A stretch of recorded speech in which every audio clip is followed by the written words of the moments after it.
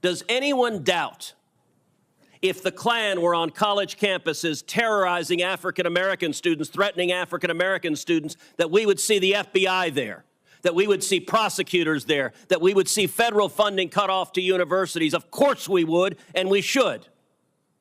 But when it comes to anti-Semitism, the Democrats have a problem. I would note, this is occurring in blue states with blue governors because the Democrat Party is terrified of the pro-Hamas wing of their party.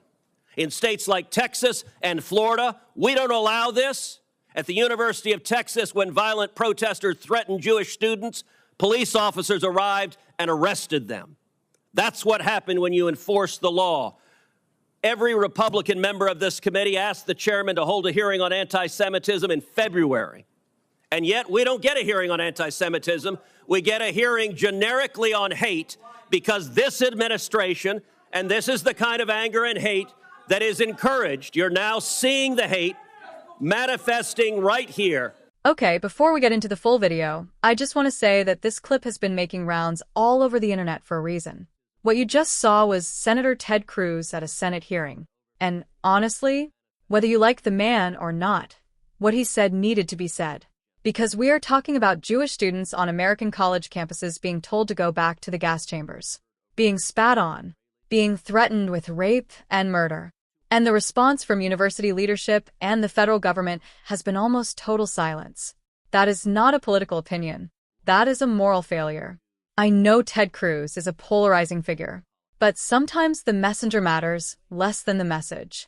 And the message here is undeniable. Anti-Semitism is rising fast. It is being tolerated in places that should know far better, and the people who could stop it are choosing not to. We're going to watch the full video, and then I'll break down everything he said. But before we do, if you believe every student deserves to feel safe on a university campus, hit that like button. And if you're new here, subscribe because we talk about the things that actually matter on this channel. All right, let's get into it. Senator Cruz. Anti-Semitism is a unique historic form of evil. And over millennia, it is manifested in violence, mass murder, and genocide. October 7th was one of the darkest days in human history when terrorists murdered over 1,200 Israelis and took 251 hostages. Women and girls were raped. It was the single largest mass murder of Jews in a day since the Holocaust. In the wake of October 7th, we have seen anti-Semitism explode across the United States and across the world, but especially on college campuses. As the ADL has illustrated, from 2022 to 2023, the number of anti-Semitic incidents more than doubled in the United States. But college campuses in particular have become vile incubators of hatred of Jews. At Cornell University, in the aftermath of October 7th, one student made vile threats, including statements such as, "If I see a pygmalion Jew, I will stab you and slit your throat. If I see another female Jew, I will drag you away and rape you and throw you off a cliff." A student organization at California State University, Long Beach, circulated a flyer calling for a, quote, day of resistance in celebration of October 7th. You will note on the flyer is an image of a person parachuting with a fan attached, a direct reference to and a glorification of Hamas terrorists that used gliders to descend upon a music festival and murder 260 innocent people and take many more hostages. At Columbia University, the situation got so bad that the Orthodox rabbi on campus, Rabbi L.A. Buechler, had to make this public statement. Columbia University's public safety cannot guarantee Jewish students' safety in the face of extreme anti-Semitism and anarchy. It deeply pains me to say that I would strongly recommend you return home. This was directed to Jewish students as soon as possible and remain home. The rabbi had every reason to be concerned. At Columbia's campus, individuals yelled, "We love Hamas, we're all Hamas, long live Hamas. At the University of Washington, the granddaughter of Holocaust survivors was told that she was called names, she was spit at, she was laughed at. She said she no longer felt safe on campus, and she was told to go back to the gas chambers. This is sick and horrific. At Columbia, when Jewish students were engaged in displaying the American flag and the Israeli flag, another student wearing a mask, because these protesters are oh so brave, they almost always cover their face, held up a handwritten sign saying Al-Qassam's next target. Al-Qassam is the military arm of Hamas. According to social media, this particular student is a wealthy student from Georgia. She's not Palestinian, but she has been taught lies and hatred, and she feels perfectly comfortable advocating the murder of her fellow students at Columbia. At MIT, students have reported they feel unsafe to go to class. And the MIT president has said that she would not discipline the students making those threats, because if she did, they risk losing their visas and being deported. Throughout all of this, the Biden-Harris administration has been utterly absent. Does anyone doubt if the Klan were on college campuses terrorizing African-American students, threatening African-American students, that we would see the FBI there, that we would see prosecutors there, that we would see federal funding cut off to universities? Of course we would, and we should. But when it comes to anti-Semitism, the Democrats have a problem. I would note, this is occurring in blue states with blue governors because the Democrat Party is terrified of the pro-Hamas wing of their party. In states like Texas and Florida, we don't allow this. At the University of Texas, when violent protesters threatened Jewish students, police officers arrived and arrested them. That's what happened when you enforce the law. Every Republican member of this committee asked the chairman to hold a hearing on anti-Semitism in February. And yet we don't get a hearing on anti-Semitism. We get a hearing generically on hate, because this administration, and this is the kind of anger and hate that is encouraged. You're now seeing the hate manifesting right here. Interestingly enough, Please, the committee will come to order. The senator is recognized to finish his remarks. So we now have a demonstration of anti-Semitism. We have a demonstration of the hate. Rabbi Goldfelder, let me ask you, has the Biden administration cut off the funding of any of the colleges that have allowed this hate? Have they indicted anyone for funding these violent protests? Have they indicted the people paying for the matching tents? Or have they sat there silently, and have the universities sat there silently while their students are terrified to go to class? They have not indicted anyone. They have not indicted anyone. Has any university had their funding cut off for allowing this sort of violent intimidation? Not a single university. I can tell you this. Next year, if there is a Republican expired. majority on this committee, you will see real leadership. And next year, if there's a Republican administration, you will see people prosecuted for this sort of violence. This is being tolerated with the looking away, the blind eye being turned from this administration and this Department of Justice. And it is utterly disgraceful. And under Title VI, any university that allows this should have their funding cut off. Senator's time has expired. I would make a note for the record. This hearing is about hate. It includes anti-Semitism as well as hatred towards other people. I would also point out that the previous chair of the committee from the other side of the table didn't hold a single hearing on anti-Semitism or hate crimes. I've held multiple hearings addressing this subject since becoming chair, including a hearing shortly after the January 15th, 2022 synagogue hostage crisis in Colleyville, Texas, which featured testimony from the synagogue's rabbi. Senator Welch. Thank you. Thank you for holding this hearing. The senator from Texas, I was with you in your indictment of all those horrendous anti-Semitic things that happened.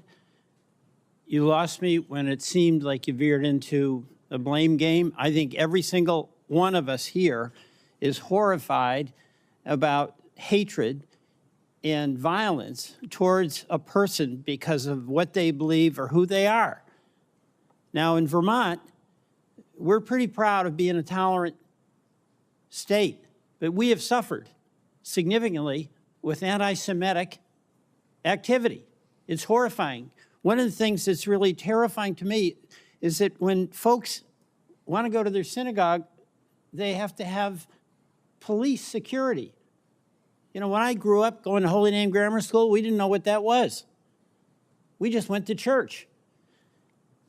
And in Vermont, we had 3 young Palestinian men who were home visiting a grandmother for Thanksgiving. They were out walking. They were speaking Arabic. They had on a keffiyeh. They got shot. They got shot. I'm horrified at what has happened to them. I am horrified at the anti-Semitic escalation towards wonderful Vermonters who are Jews and what they have to endure and the insecurity that they feel. So my view here is that let's acknowledge every single one of us is horrified about the expression of hatred towards a Jew, towards a Muslim, towards an Arab, and try to figure out how best we can act. And that does include enforcement. But I have observed that any issue out there that can become a partisan issue often does. My view, that's not a solution. You know, I speak to some Vermonters from the Jewish community, so horrified, as we all are, about what happened, what Hamas did on October 7th. We have a teacher who had a student and was killed on October 7th, and she posted about it and suffered enormous online harassment. But when they had these 3 college boys who were just home for Thanksgiving, and they got shot. I mean, all of us are absolutely horrified by that. And people who commit crimes, particularly hate crimes, they should be punished. But that should be, whether it's on campus, whether it's on the streets of Burlington, whether it's at a synagogue, we all have that obligation. Because that hatred is so corrosive to all of us and to our society. And if we, as a society, can't accept the collective responsibility that we each have for the well-being of one another, then it's not going to work. So, Mr. Chairman, I appreciate the hearing, and I want to thank the witnesses, because you're struggling with it day by day. You're trying to help us find a way forward. But it's not going to be just a law that we pass. It's not just an indictment that we prosecute, and those things should be done. But it's going to be much more a collective responsibility that we have as citizens to one another. And let me just ask each of you what you think. What advice? All right, now that you've seen the full thing, let me break this down. Cruz didn't just come in with opinions. He came in with facts. The ADL data showing anti-Semitic incidents more than doubling from 2022 to 2023 is documented and real. And the campus incidents he described at Cornell, Columbia, MIT, Cal State Long Beach, and the University of Washington are not fringe internet stories.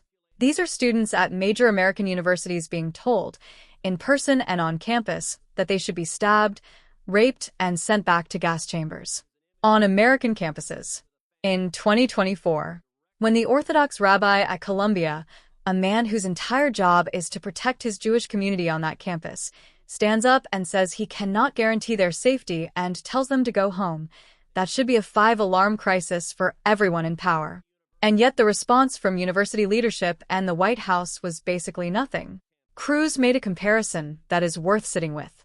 He asked whether the FBI would show up if the KKK were on campuses terrorizing Black students, whether federal funding would get pulled, whether there would be prosecutions. We all know the answer is yes. So, why is the standard different here? That inconsistency is not just uncomfortable, it is indefensible. Senator Welch made fair points too. His acknowledgement of the 3 Palestinian students shot in Vermont was valid and important.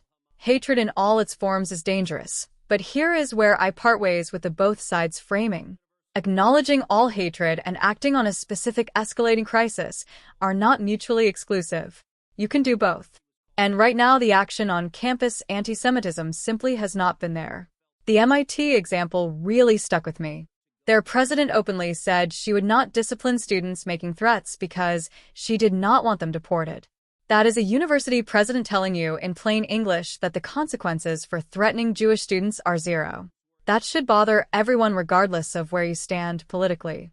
And the moment protesters actually disrupted the hearing while they were literally discussing anti-Semitism, you cannot write that. Cruz pointed to it in real time, and he was right too. That was a live demonstration of exactly what he was talking about. The bottom line is this. Title VI of the Civil Rights Act says universities receiving federal funding cannot permit a hostile environment based on shared ancestry, which includes Jewish identity. If a university is allowing Jewish students to be threatened and driven off campus, they may already be in violation of federal law. Cruz is right that funding should be on the table. That is not extreme. That is the law working the way it is supposed to. Whether Ted Cruz is your guy politically or not, on this issue, in this hearing, he said what needed to be said, brought the evidence, named the institutions, and demanded accountability. That deserves to be acknowledged. Drop your thoughts in the comments below. I want to hear where you stand on this. Stay sharp, and I'll see you in the next one.